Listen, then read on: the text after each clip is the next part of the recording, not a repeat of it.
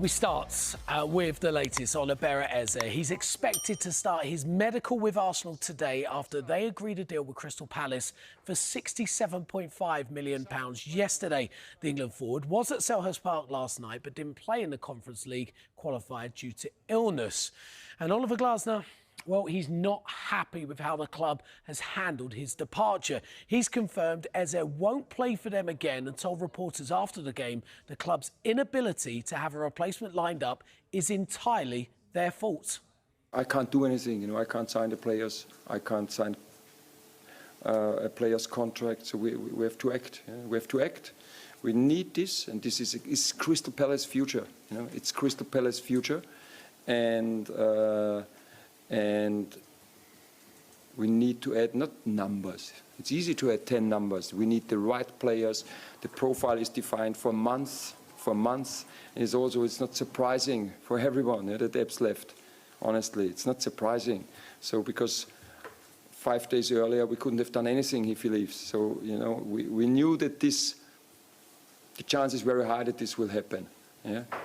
And honestly, and this is again, and I say it like it is. We missed to replace him early enough. That's completely our fault and nobody else's fault. I think we could have done much better than we did. It's no criticism, it's just telling facts, Let's say not the best way you should start into the season. With the results, yes, of course. Third game, no defeat, that's all good, but I think we are below the edge. Well, speaking to Channel 5, Palace chair Steve Parish said, "It's the king is dead. Long live the king," right? "We have to find other players to support the team." And Oliver Glasner, "We will bring in players. It is about finding the right players." He looked to me, and he has looked, I think, for quite a lot of the last few weeks, like a coach who wants to be able to say a lot more than he can. And I think he will at some point. I think he's essentially a coach who's on the verge of expressing quite extreme displeasure with the way that certainly Palace have conducted their transfer business this summer, and I guess a lot of factors that are out of his control, like Eze leaving, like the decision to demote them from the Europa League, which is certainly not his fault.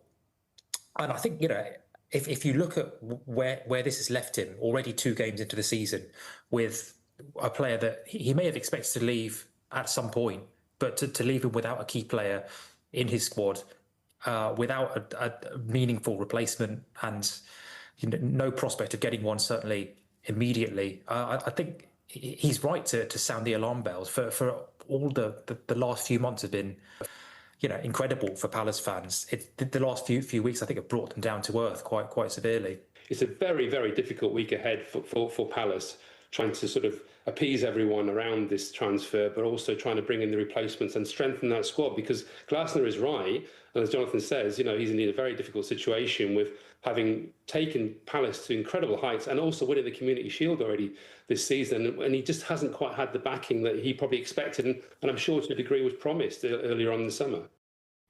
Eze's future isn't the only name dominating the headlines. Glasner said captain Mark Gahey has to stay for at least next week's second leg, despite the risk of losing him for nothing next summer.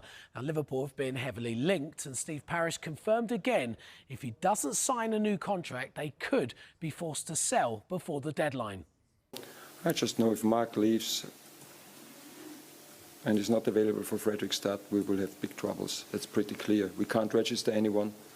So, from my side, he has to stay. Again, you see, we played with Jeff Lerma in the back. He's a midfield player.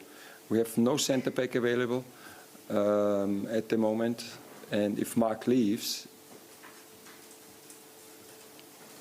okay, maybe, I will try my boots, because I was a centre-back and this could be a good option. I will think about it.